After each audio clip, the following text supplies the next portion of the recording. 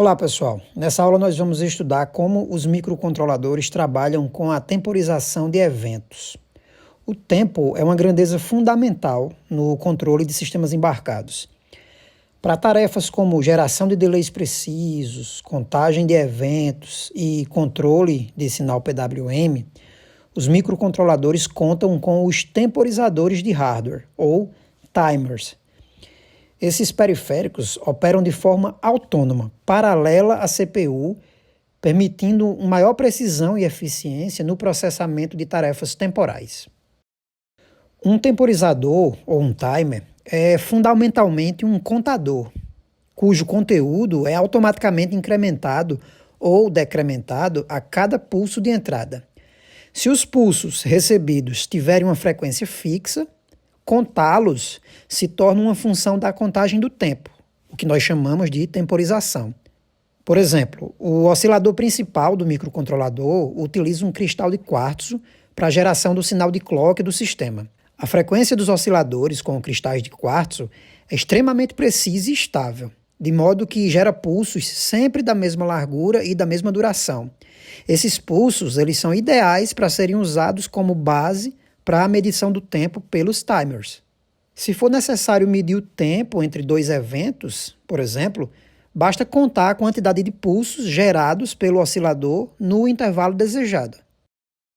Por exemplo, nessa figura é mostrado como funciona a medição de intervalos de tempo utilizando um timer interno do microcontrolador.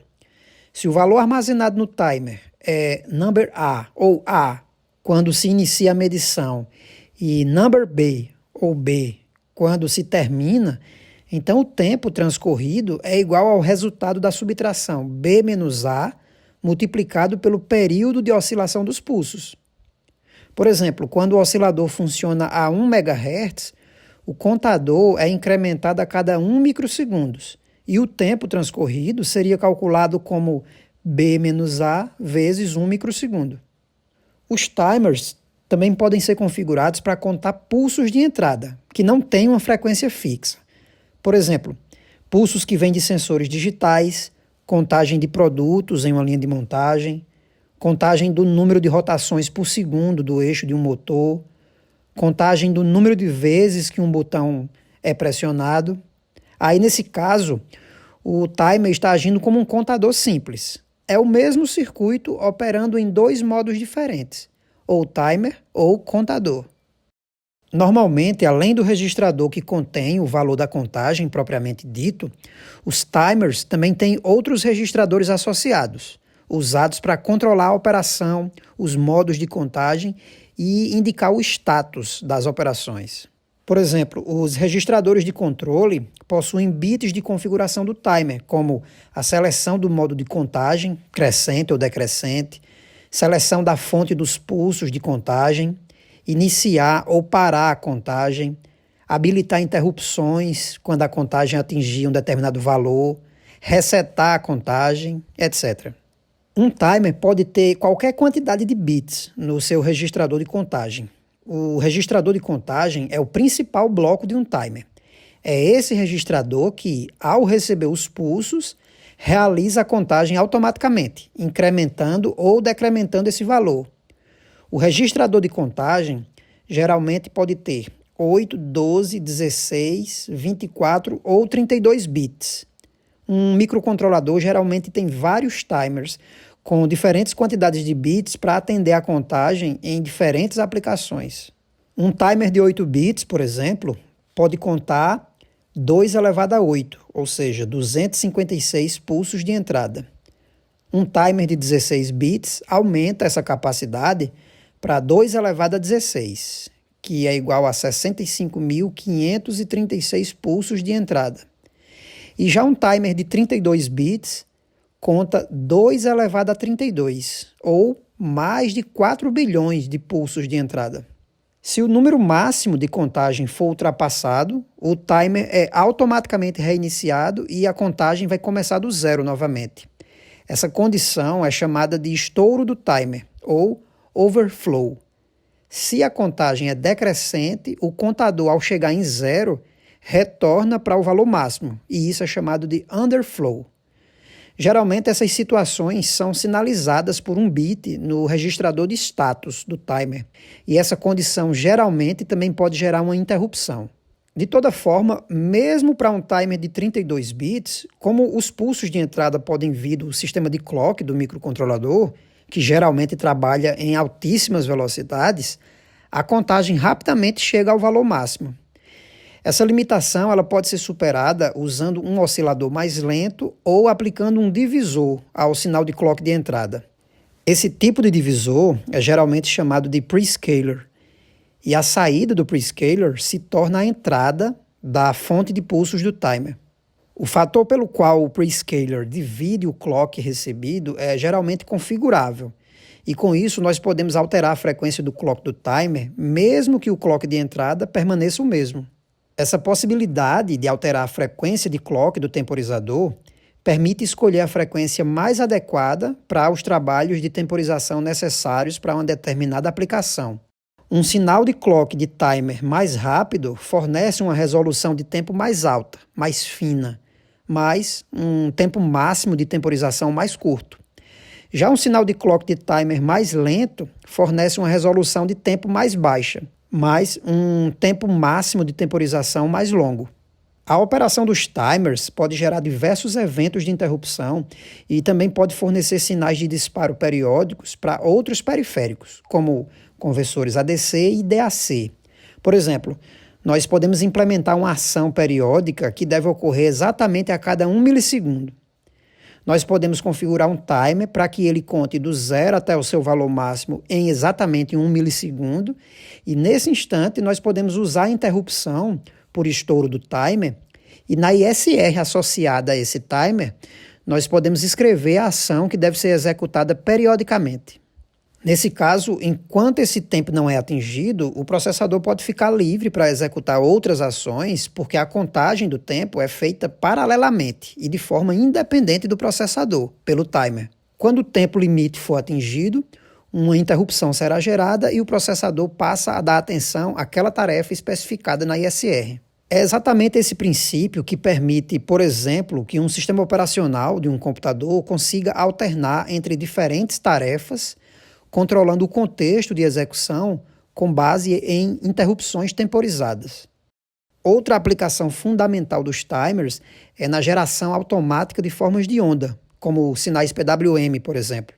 Utilizando a contagem e a temporização dos timers, é possível criar sinais periódicos com controle preciso da largura do pulso, o que permite aplicações como ajuste de brilho em sistemas de iluminação, posicionamento de servomotores, controle de velocidade de motores, entre outras. O STM32F407 possui vários timers, nomeados de TIM1 até TIM14. Alguns timers são de 32 bits, outros são de 16 bits, e existem também timers dedicados de 24, 12 e 7 bits para atender uma variedade de aplicações. Essa tabela traz um resumo das principais características dos timers do STM32F407. Os timers de controle avançado, TIM1 e TIM8, de 16 bits, são usados para gerar sinais PWM trifásicos, para aplicações de controle de motores trifásicos industriais, inversores fotovoltaicos, no-breaks trifásicos, motores de carro elétricos, por exemplo. São os timers mais completos que nós temos aqui. Existem 10 temporizadores de uso geral, que podem ser usados para geração de base de tempo, contagem simples, geração de sinais PWM individuais, leitura de sensores como encoders, que são sensores de velocidade, né, e posição do eixo de motores. E ainda existem timers básicos, usados principalmente para a geração de gatilhos para o DAC. Eles também podem ser usados como uma base de tempo genérica de 16 bits. Cada um desses timers tem diferentes resoluções. Resolução aqui é a quantidade de bits de contagem. Todos eles têm prescalers programáveis, ou seja, nós podemos dividir o clock de entrada por qualquer número inteiro entre 1 e 65.536. Eles têm recursos de captura e comparação, nós vamos ver esses recursos em aulas futuras, e eles estão em diferentes barramentos com diferentes velocidades máximas de contagem, para produzir diferentes bases de tempo. Além desses timers, o STM32F407 possui mais 3 timers de uso específico. O timer cão de guarda independente, Independent Watchdog, que é baseado em um contador de 12 bits que usa um clock independente do clock do sistema. Ele pode ser usado para resetar o microcontrolador quando ocorrer um travamento de software, por exemplo. O timer cão de guarda de janela, Window Watchdog, que é baseado em um contador de 7 bits, alimentado pelo clock principal do sistema. Também pode ser usado para resetar o microcontrolador quando ocorrer um travamento de software. E o timer do sistema SysTick, dedicado para ser usado em sistemas operacionais. Ele é baseado em um contador de 24 bits. Se nenhum desses timers for usado para o uso que se destina, nós podemos usá-los como timers de uso geral. Então, para iniciar o uso prático dos timers do STM32, vamos começar pelo timer SysTick. O timer SysTick, de System Tick, ou timer do sistema, é usado para gerar interrupções periódicas programáveis, como mostrado nessa imagem aqui. A gente configura esse timer para ele gerar interrupções em intervalos regulares. Em sistemas embarcados que usam um sistema operacional, é necessário que haja uma interrupção periódica para garantir que o kernel do sistema operacional possa ser invocado regularmente. Esse temporizador é integrado no controlador NVIC e, se ele for habilitado, ele pode gerar interrupção. Na verdade, uma exceção do sistema. O SysTick é baseado em um contador decrescente de 24 bits. Quando o contador recebe os pulsos de clock, o seu conteúdo é decrementado desde o valor armazenado no registrador Reload Value até 0. Depois que o contador atinge o valor 0, o conteúdo do registrador Reload Value é recarregado automaticamente no contador. E aí a contagem reinicia e o processo se repete indefinidamente. Esse diagrama mostra um exemplo de como o valor do contador muda quando o conteúdo do Reload Value é 6. O registrador Reload Value é chamado aqui de SysTick Load. O contador conta de forma decrescente desde 6 até 0. O contador tem um total de 7 valores de contagem. Quando o contador chega em 0, o timer pode gerar uma requisição de interrupção, se for configurada. No ciclo de clock seguinte, o contador é reinicializado com o valor 6 e o processo se repete. Analisando essa figura, é possível verificar que o intervalo entre as requisições de interrupção do SysTick é dado pela expressão SysTick Load mais 1 vezes o tempo de cada pulso de clock. Esse diagrama de blocos mostra o hardware completo do timer SysTick. A fonte de clock do timer é configurada pelo bit 2, clock source, do registrador SysTick CTRL de control. Quando esse bit é 0, o clock do contador será o clock do barramento AHB dividido por 8. Quando esse bit for 1, o clock do barramento AHB é selecionado como a fonte de clock. Lembrando que o clock do barramento AHB é de até 168 MHz. É o barramento mais rápido do STM32F407. Para habilitar a contagem, nós setamos o bit 0 de Enable desse registrador. Com isso, o sinal de clock selecionado atravessa essa porta END e chega até o contador, e aí ele inicia o processo de contagem decrescente, como já foi descrito. Sempre que a contagem chegar em 0, o bit de status Count Flag é setado e permanece assim até que a gente faça uma leitura nesse registrador. Esse bit sinaliza apenas que o contador zerou. Nós podemos habilitar uma interrupção quando a contagem zerar, setando o bit TickInt. Vamos ver esse exemplo prático aqui usando o timer SysTick. Nós vamos configurar os pinos PA6 e PA7 como saídas digitais. No pino PA6, onde está conectado o LED D2, nós vamos ficar ligando e desligando esse LED a cada 1 segundo. Para isso, nós vamos usar a função DelayMS, da biblioteca Utility. No pino PA7, onde está conectado o LED D3, nós vamos fazer esse LED ficar ligando e desligando a cada 300 milissegundos. Mas nós não vamos fazer essa temporização com a função DelayMS. Nós vamos usar o timer SysTick para ficar gerando interrupções a cada 300 milissegundos. E dentro da ISR do SysTick, nós vamos fazer a alternância do estado do LED D3. Dessa forma, nós vamos ter duas tarefas ocorrendo em paralelo. A alternância do estado do LED D2, feita no laço de repetição da função main, e a alternância do estado do LED D3, feita na ISR do timer SysTick.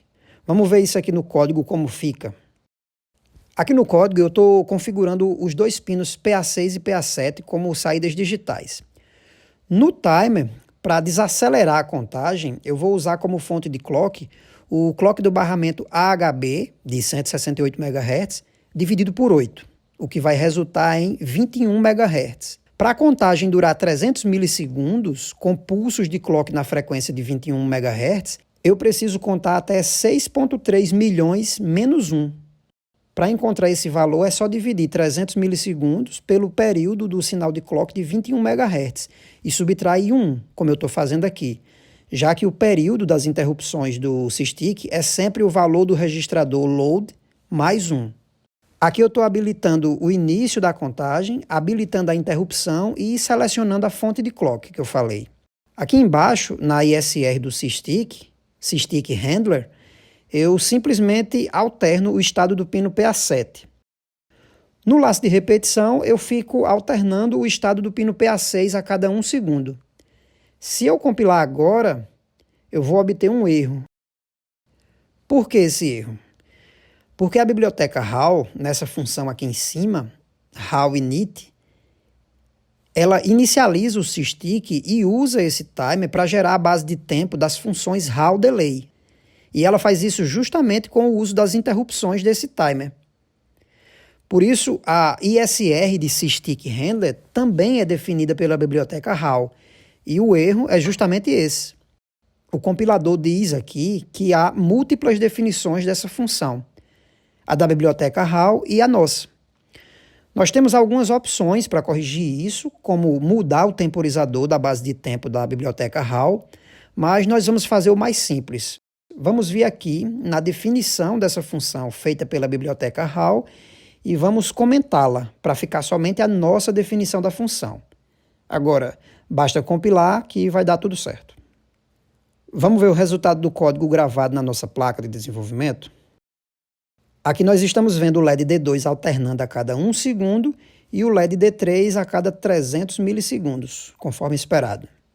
Para a gente confirmar, eu conectei aqui as pontas de prova do osciloscópio nos pinos PA6 e PA7 e eu estou vendo aqui o tempo que os LEDs passam em nível baixo ou nível alto. E aqui você vê 1 segundo para o LED D2 e 300 milissegundos para o LED D3, conforme esperado.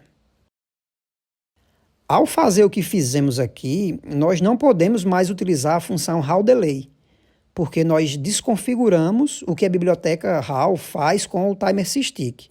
Nós podemos usar, nesse caso, a função delay-ms da biblioteca utility, que, por acaso, adivinhe, também usa um timer, mas é o timer TIM2, que, por acaso, é o tema da nossa próxima aula.